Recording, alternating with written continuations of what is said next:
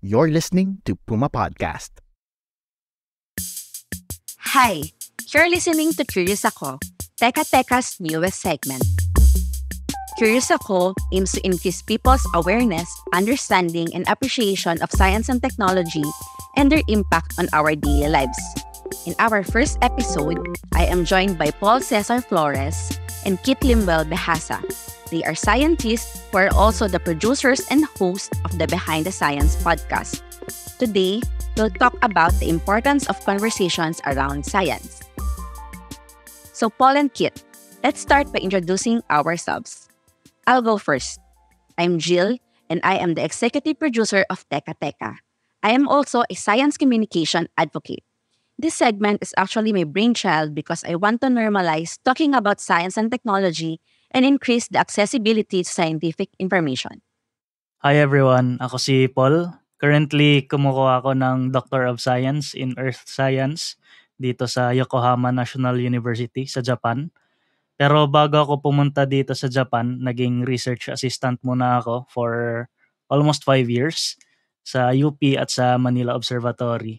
And at the same time, nagma-masters din ako habang nagtatrabaho as research assistant. So I'm also a graduate of MS Marine Science and BS Geology. Hello, magandang araw. Ako si Keith Behasa. Currently, I am an instructor sa Adamson University Chemistry Department. So, actually, nagkakilala kami ni Paul habang nagma-masters sa Marine Science Institute sa UP Diliman. And yeah, I also graduated MS Marine Science and I also have a degree in chemistry.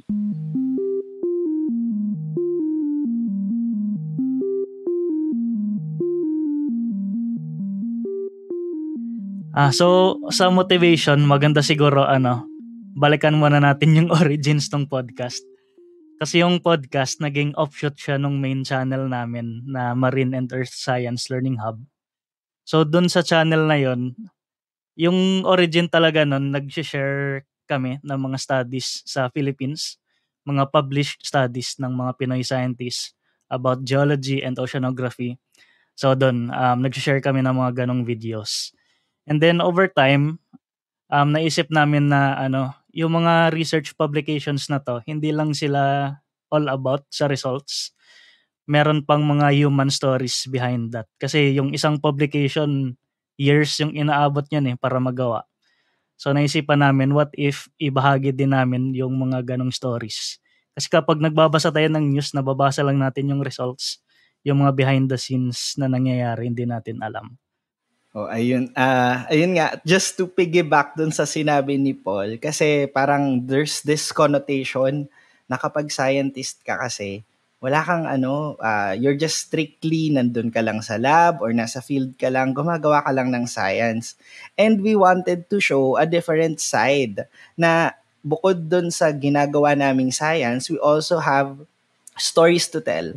The main motivation, actually, si Paul yung nag-start nung channel and then one day, nag-message lang siya sa akin. Sabi niya sa akin, open-minded ka ba? So, medyo dun na yung invitation to join the team. So, I said yes. And then, I actually found it very challenging pero at the same time rewarding kasi we're laymanizing or pinapadali namin i-explain yung mga very technical na concepts at very technical na jargon na usually naririnig lang namin when we're talking with fellow scientists or fellow enthusiasts. So, the general public really needs to understand that some of these concepts na very technical, nakakaapekto sa kanila in one way or another. Yes, meron talagang hesitancy when talking about science and technology. Kasi iniisip ng mga tao, mahirap yan, pang matalino yan, hindi nila kaya yan. So ako, kaya din ako naging science communication advocate kasi na-realize ko yung power ng science and technology and yung role nito sa development natin. Kanina, nabanggit mo naman, Paul, yung motivation ninyo for doing a science podcast. In your opinion, bakit kaya mahalaga na pag-usapan at pag-aralan ang science sa pang-araw-araw na buhay? I think Well, for me, yung sagot sa tanong na yan, nandun na rin siya sa question mo eh. Kasi nagagamit natin siya sa pang-araw-araw natin na buhay.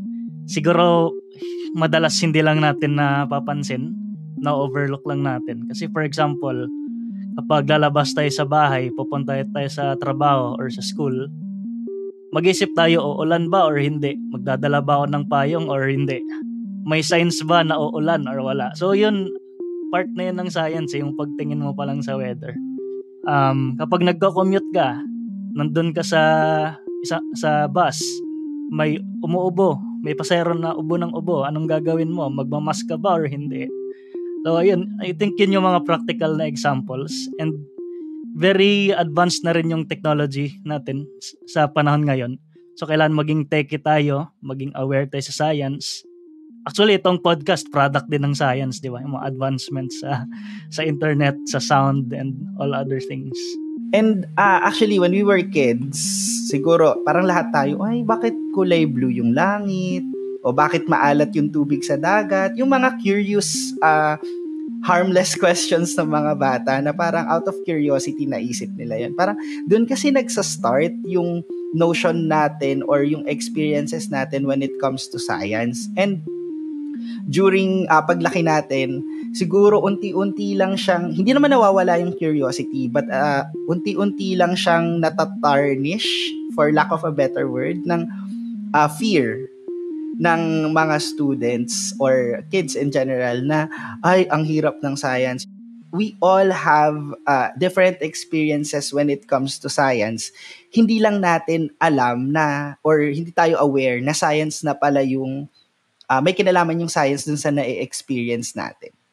Follow up dun sa tanong ko. Sa tingin ninyo, paano nakakatulong yung kaalaman sa science sa pag-unlad ng lipunan? Lagay natin sa context ng Philippines. So, the Philippines, alam naman natin na napapalibutan tayo ng dagat, and ang origins ng Pilipinas ay tectonic. Pero yun, maraming earthquakes, may lindol, may bulkan ka sa Pilipinas, tapos yun nga, napapalibutan ka pa ng dagat, at yung proximity natin sa Pacific Ocean, dyan nabubuo yung mga bagyo eh. So, by that itself, kailangan as Filipinos, alam natin yun at the bare minimum, yung mga bakit nabubuo yung bagyo, saan galing yan, or bakit may lindol, bakit pumuputok yung bulkan, ano nagkakos niyan. Essentially, para alam natin kung paano natin susolusyonan yung, for example, disaster, wag naman sana, in the near future, kung sakaling magkaroon ng natural disaster.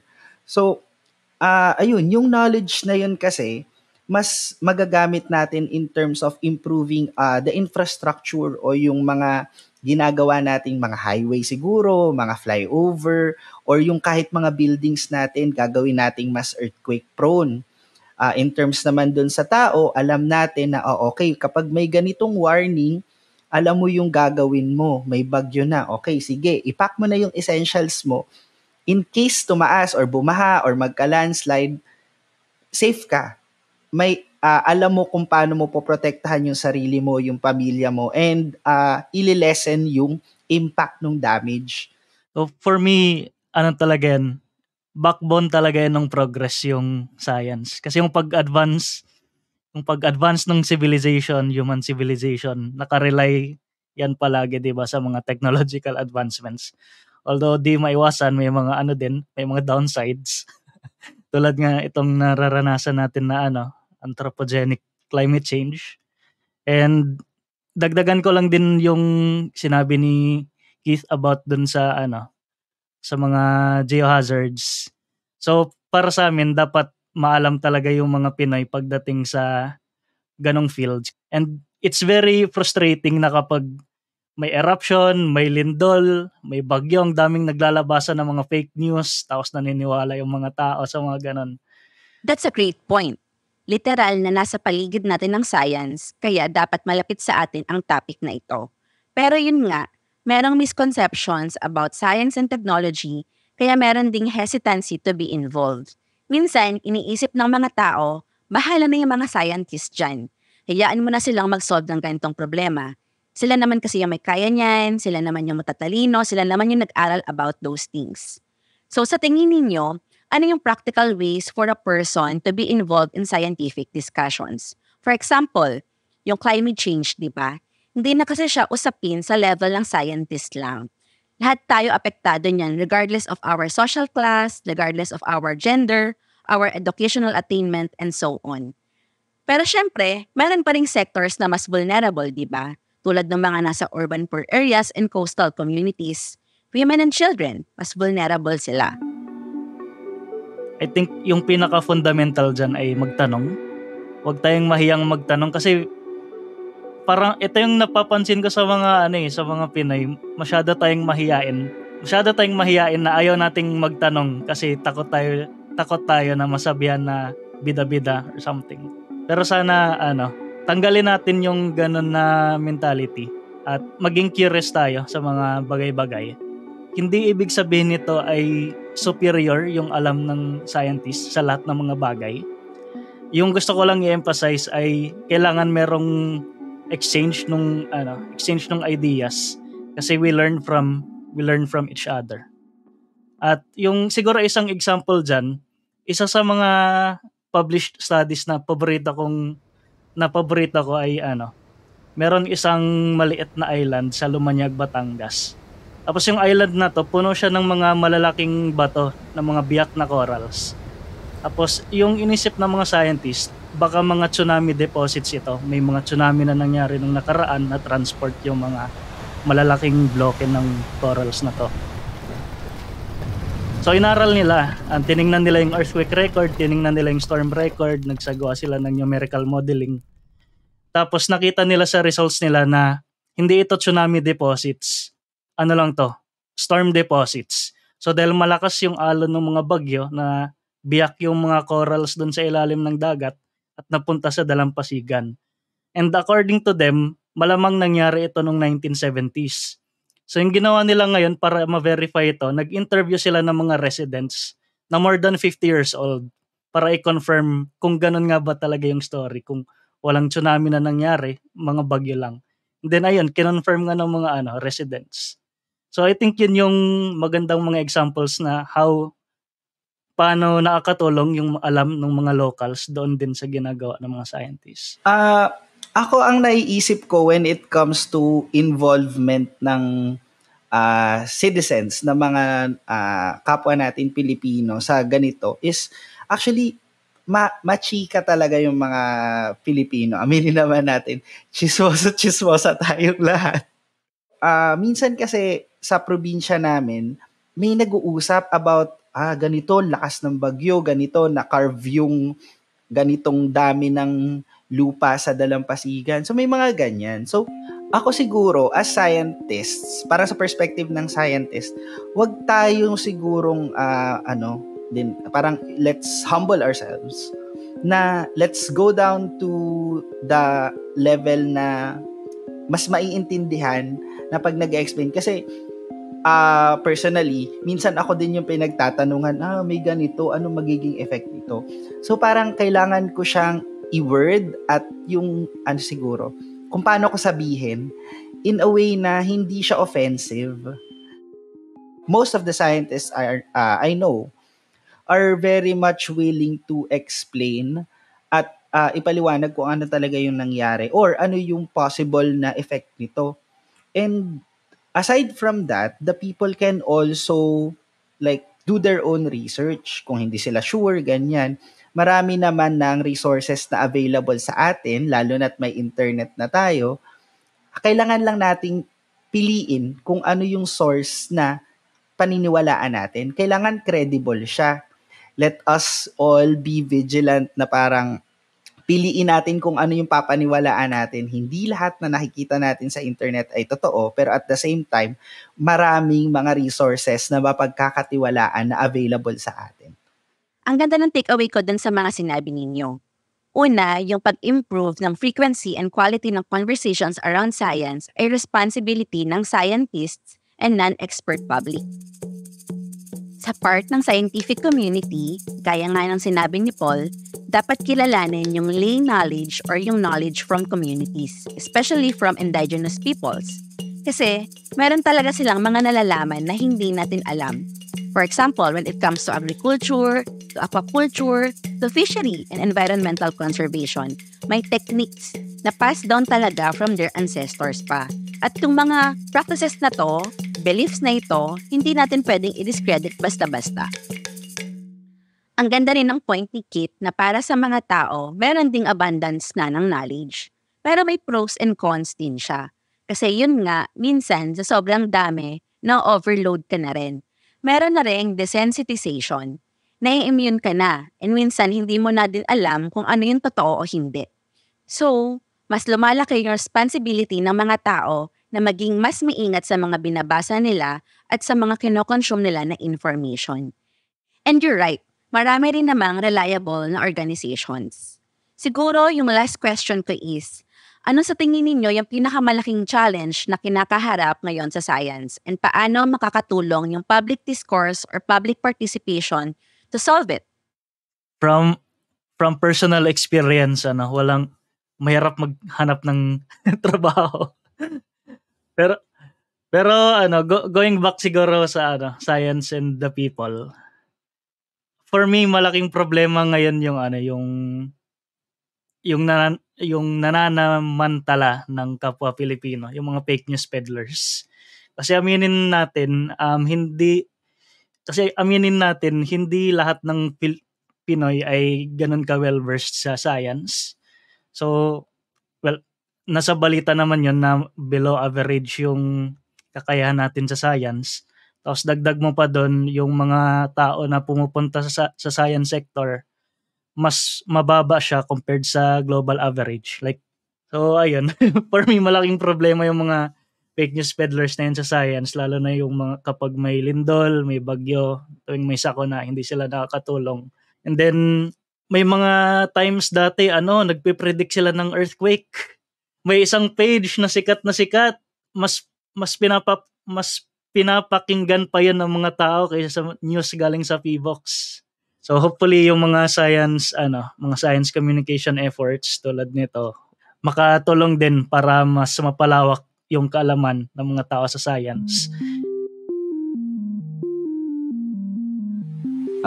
Ayun, same kay Paul. Actually, yung support when it comes to job security, tsaka yung funding siguro for research. Kasi aminin natin, kahit dumadami yung enrollees ng STEM, kahit dumadami yung gusto mag-scientist, nasaan sila? They go abroad because the opportunities ay andon. Dito sa Pilipinas, kakaunti. Guilty. Tinamaan si Pero yun, opportunities are abroad. Kung siguro mas maraming opportunity dito, babalik naman kasi sila eh. I know some of them. Si Paul is one of them. Babalik sila dito sa Pilipinas kasi they would want to improve the lives of fellow Filipinos with the knowledge that they got sa training nila abroad. I agree with everything you said. Ang nakuha ko naman dito sa discussion natin is when we show more interest about science and technology, it opens up opportunities. Kapag scientific literate or mas mataas ang ating awareness sa S&T, may empower tayo to use scientific principles in our daily lives. Kapag ginawa natin ito, mas tataas ang ating participation when it comes to S&T topics. And when we acknowledge the importance of S&T, we can hold our politicians accountable whenever they make decisions not based on science. So, parang ripple effect siya, di ba? So, sa level natin as citizens, we have to keep the conversation going so later on, magkakaroon ng mas maraming opportunity for the S&T sector and for our scientists and innovators. So, what's your final advice to our audience? Stay curious. Kung hindi pa kayo curious, maging curious kayo sa paligid nyo. Kasi doon naman nagsisimula lahat sa science kapag inoobserba natin yung mga bagay-bagay sa paligid natin at curious tayo bakit ganon, bakit nangyayari yung mga ganong mga bagay. Ako siguro, be observant. By observant, alamin mo kung ano yung mga nangyayari sa paligid mo. Then, from there, makakapag-assess ka kasi kung ano yung possible na pwede mong maitulong, maiambag, or kung paano ka mag-re-react. Kumbaga. So, yung pagiging observant na to, dapat hindi siya yung passive or nonchalant. Kailangan active observant tayo. Or hindi tayo magiging reactionary. Kumbaga, parang andyan pa lang, na-observe mo pa lang, at the very least, punahin mo na or start making plans kung paano maalis yung na-observe mo na, for example, problema or something. So, ayun pa lang, from the very start, may iwasan mo yung kung ano man yung magiging problema mo in the future. Maraming salamat, Kit and Paul, for this wonderful discussion. And that was today's episode of Curious Ako by Teka Teka. Again, I'm Jill Caro, executive producer of Teka Teka and host of this podcast. Our audio editor is Pidoy Blanco and our editor-in-chief is Carl Javier. If you found this episode insightful, please share it with a friend. And meron ka bang science topic na gustong pag-usapan? Let us know. Email us at tekateka@pumapodcast.com. Thank you for listening.